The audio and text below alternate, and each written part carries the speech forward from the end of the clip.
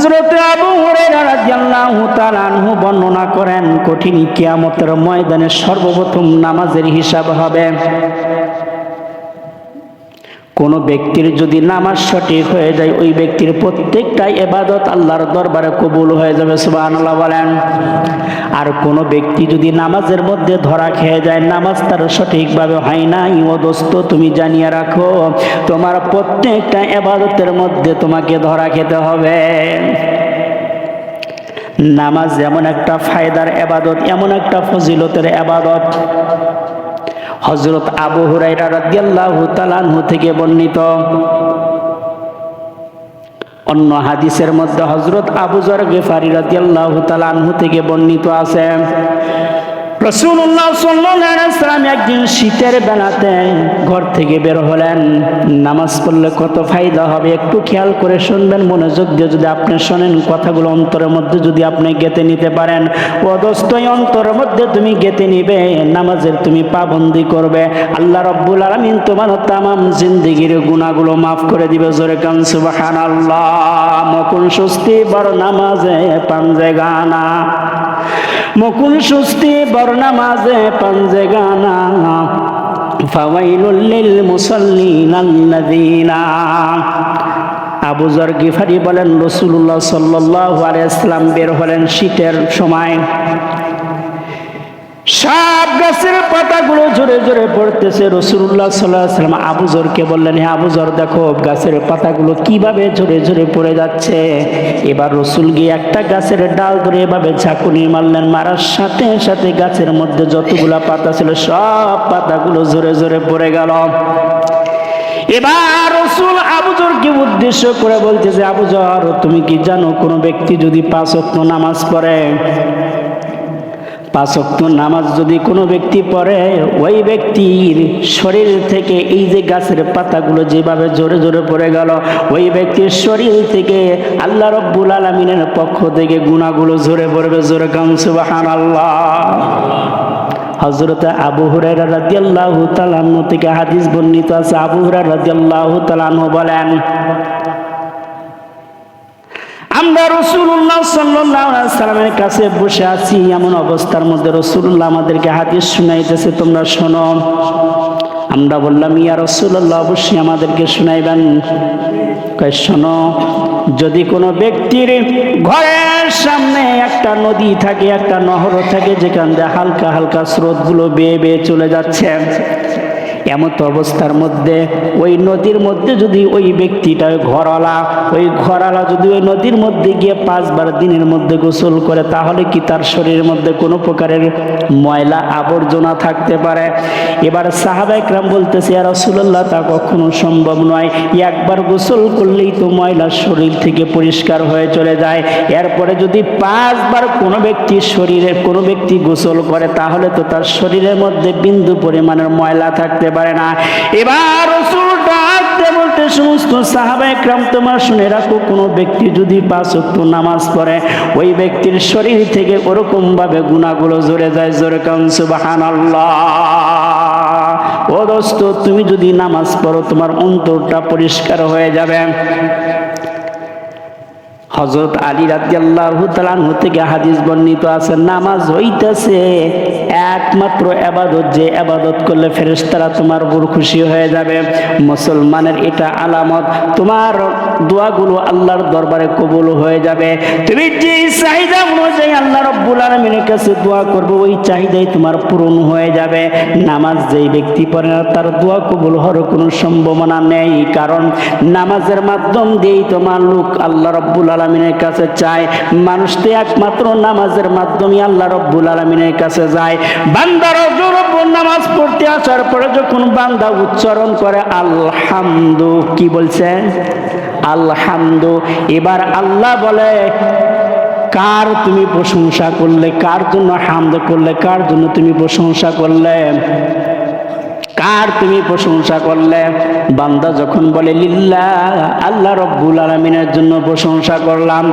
এবার আল্লাহ রাব্বুল আলামিন প্রশ্ন করতেছে, তোমার আল্লাহ কে, কার জন্য তুমি প্রশংসা করলা? বান্দা তখন বলে রব্বিল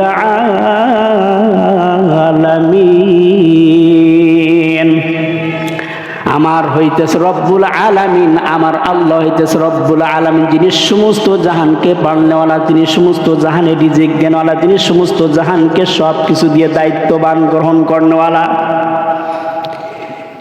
এই কথা বলার পরে আল্লাহ রব্বুল আলামিন বলে, রব্বুল আলামিন কে, যার তুমি প্রশংসা করতেছে? এবার বান্দা বলে আর রহমানির রহিম, যিনি পরম করুণাময় দয়ালু। রব্বুল আলামিন কে তোমার উপায় পরম করুণাময় দয়ালু, যে আমার উপর রহম করে, আমার বিবির উপর রহম করে, আমার চলাফেরার উপর রহম করে, আমার জীবন যাপনের উপর রহম করে। শুধু কি তাই, যেখানে আমি থাকি না কোনো সেখানে আমার রব্বুল আলামিন আমার উপর দয়া করে, আমার রহম করে, আমার উপর বিভিন্ন ধরনের সাহায্য সহযোগিতা করে।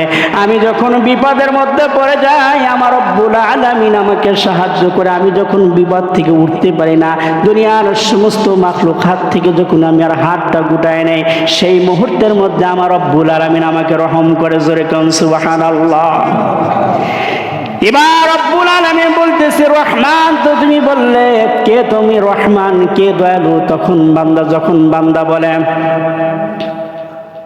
মালিক ইয়াউমিদ্দিন, কঠিন কিয়ামতের দিবসের মালিক তিনি তো দয়ালু, তিনি তো রহমান, কারণ কঠিন কিয়ামতের দিন আর কেউ আমাকে দয়া করতে পারবে না।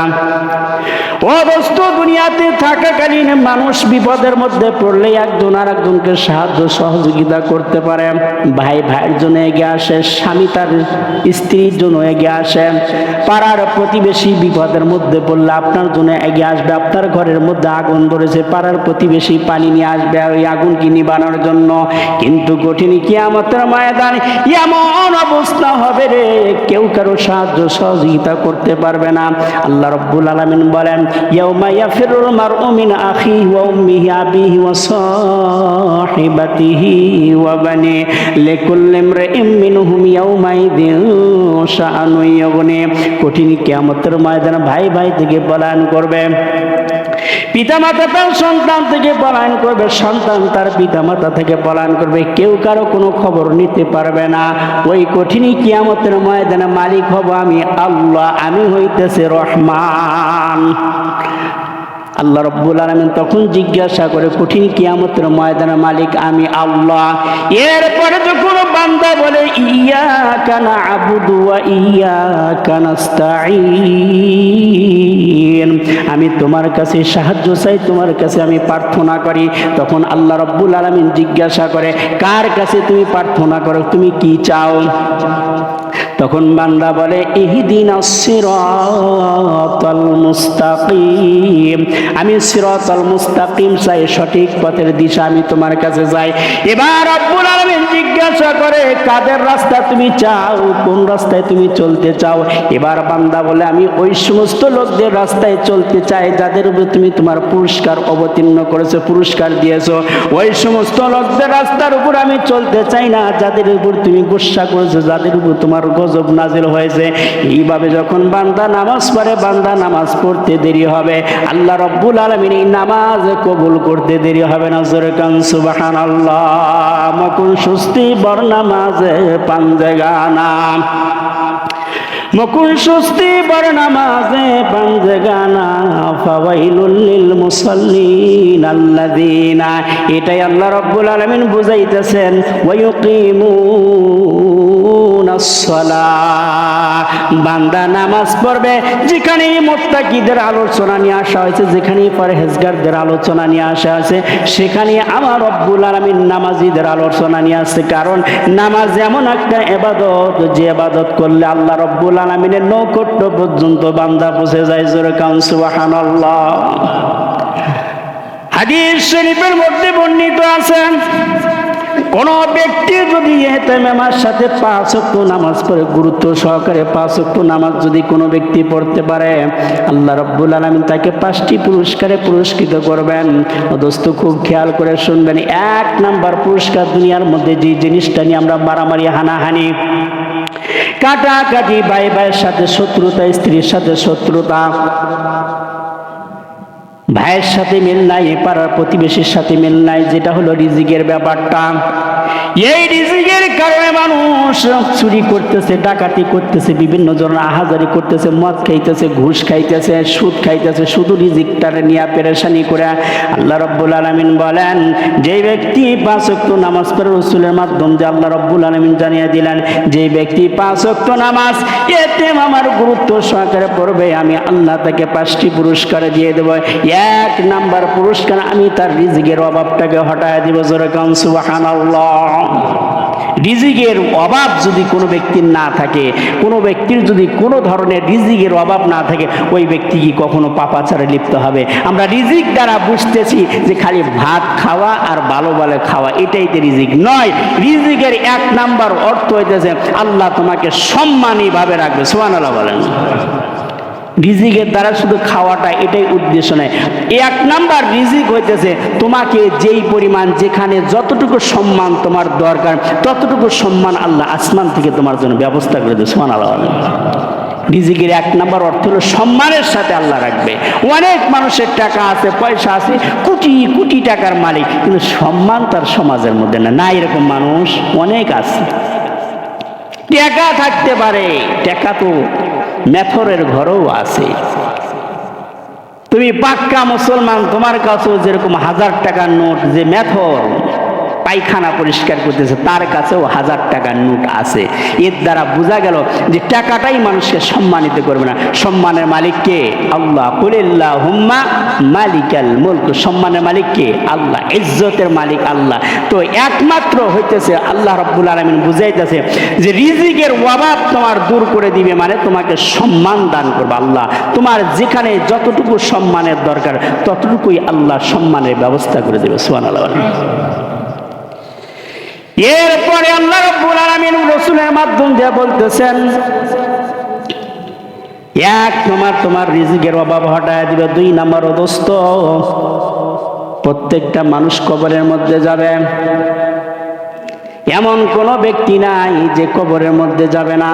প্রত্যেকটা ব্যক্তিকে তাকে কবরের মধ্যে যেতে হবে। কবরের মধ্যে যাওয়ার পরে 2 জন ফেরেশতা আসবে। মিশকাত শরীফের হাদিস বর্ণনা করেছেন রাসূলুল্লাহ সাল্লাল্লাহু আলাইহি সাল্লাম, ইয়াতিহি মালাকানি ফায়ুজলিসানিহি। 2 জন ফেরেশতা আসবে।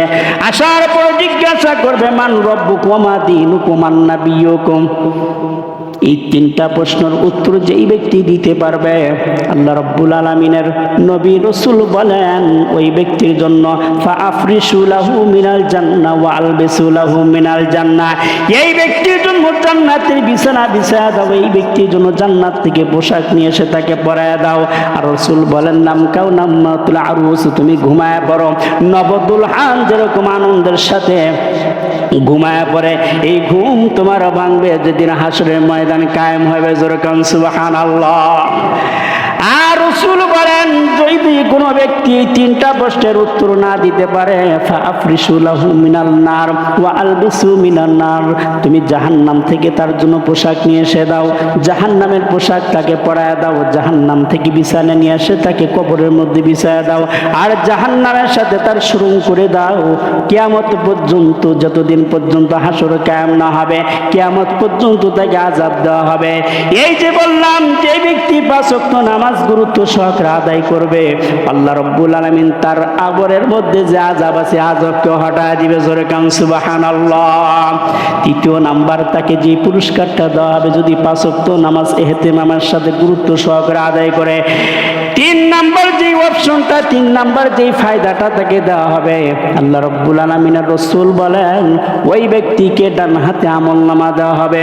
ও দোস্ত, কঠিন কিয়ামতের ময়দানে ফাআম্মা মান উতিয়া কিতাবাহু বিশিমালি ফায়াকুলু ইয়া লাইতানি লাম উতা কিতাবিয়া ولم أدر ما حسابي يا ليتها كانت القاضية ما أغنى عني ماليا هلك عني سلطانيا خذوه فغلوا ثم الجحيم صلوا ثم في سلسلة ذرعها 70 ذراعا فاسلكوا إنه كان لا يؤمنون بالله العظيم ولا يحض على طعام المسكين فليس له اليوم هاهنا حميم।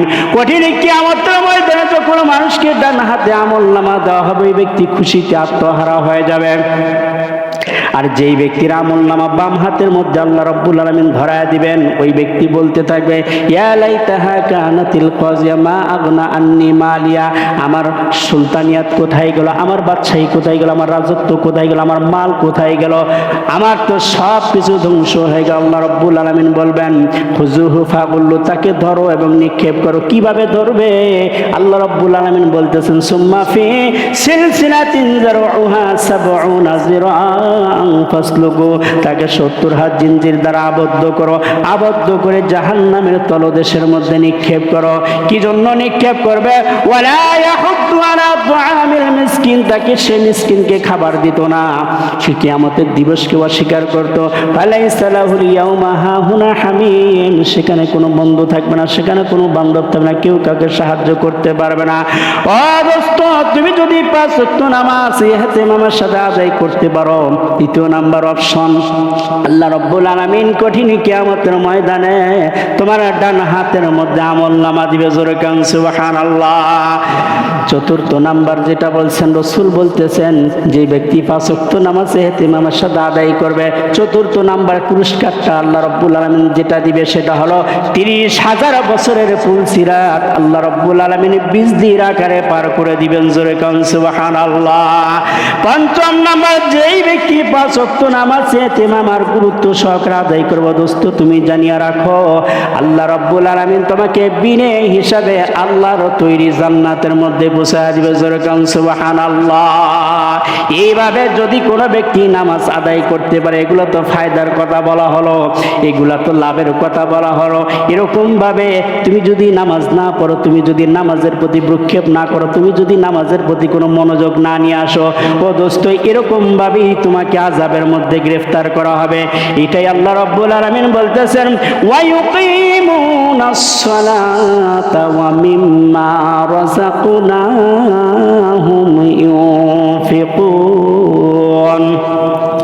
আমি আল্লাহ মুত্তাকিদের গুণ বর্ণনা করতেছি। মুত্তাকি ব্যক্তি যারা হবে তাদের মধ্যে এর গুণগুলা থাকতে হবে। 1 নাম্বার গুণ, সেই ব্যক্তি গায়েবের প্রতি বিশ্বাস রাখতে হবে। গত জুমার মধ্যে বলা হইতেছিল যে 1 নাম্বার তাকে গায়েবের প্রতি বিশ্বাস থাকবে, ইউমিনুনা বিল গায়ব, গায়েবের প্রতি বিশ্বাস থাকতে হবে।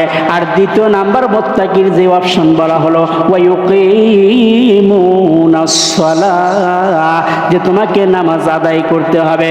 ও দোস্ত, তুমি যদি 5 ওয়াক্ত নামাজ পড়ে দুনিয়ার থেকে চলে যেতে পারো, আল্লাহ রাব্বুল আলামিন বলে তোমার আসতে দেরি হবে, আমি আল্লাহর তৈরি জান্নাতে যেতে দেরি হবে না। জোরে কান সুবহানাল্লাহ। আল্লাহ রাব্বুল আলামিন আমাদেরকে প্রত্যেককে এই যে ফায়দার কথা বলা হলো, লাভের কথা বলা হলো, এর পরেও যদি দিলের মধ্যে আমার ধাক্কা না আসে, আমার যদি আগ্রহ পয়দা না হয়, ও দোস্ত মরা কিন্তু তোমাকে ঠিকই লাগবে। আমি যতগুলা কথা বলছি প্রত্যেকটা কথাই হাদিস থেকে বলা হয়েছে, প্রত্যেকটা কথায় কোরআনের আয়াত দিয়ে আপনাদের সামনে উপস্থাপন করার চেষ্টা করেছি। ও দোস্ত, তোমার দিল যদি মরে যায়, তোমার অন্তর যদি মরে গিয়ে থাকে, তার আমার কথায় কোনো কাজ হবে না। ওয়া সাওয়াউন আলাইহিম আনযারতাহুম আম লাম তুনজিরহুম লা ইউমিনুন খাতামাল্লাহু আলা কুলুবিহিম ওয়া আলা সামিইহিম ওয়া আলা আবসারিহিম গিশাআতু ওয়া লাহুম আযাবুন আযীম। যদি তোমার অন্তরের মধ্যে ধাক্কা না লাগে, তোমার অন্তরের মধ্যে এটা গ্রহণ না করে, তুমি জেনে রাখবে যে তোমার ইমানের মধ্যে অবশ্যই সমস্যা আছে। দোস্ত নামাজই একমাত্র ইবাদত, যে ইবাদতের মাধ্যম দিয়ে বান্দা আল্লাহ পর্যন্ত বুঝতে পারে। সুবহানাল্লাহ বলেন। আমরা বিপদের মধ্যে পড়ি, বিপদের মধ্যে পড়ে হাই হাই হাই হাই হাই হুতাশ করতে থাকি, কিন্তু আসল জায়গায় আমরা আসি না। আসল জায়গায় বিপদের মধ্যে পড়ার পরে সর্বপ্রথম তোমাকে যে কাজটা করতে হবে, তুমি আগে 2 রাকাত 4 রাকাত সলাতুল হাজত নামাজ পড়ো। নামাজ পড়ে আল্লাহর কাছে জানাও, হে প্রভু আমি নামাজ পড়ে তোমার কাছে চাচ্ছি, বিপদ তুমি দিয়েছো, এখান থেকে রক্ষা করার মালিক তুমি, যেটার মাধ্যম দিয়ে তোমার কাছে চাওয়ার দরকার সেটার মাধ্যম দিয়ে চাইলাম, আল্লাহ আমার এই দোয়া কবুল করো। আলী রাদিয়াল্লাহু তাআলা আনহু বলেন, যে ব্যক্তি নামাজ পড়বে, নামাজ পড়ার পরে দোয়া করবে, আল্লাহ অবশ্যই দোয়া আল্লাহ কবুল আর মঞ্জুর করে নেবে। আল্লাহ রাব্বুল আলামিন আমাদেরকে বোঝার মতো তৌফিক দান। সবাই বলে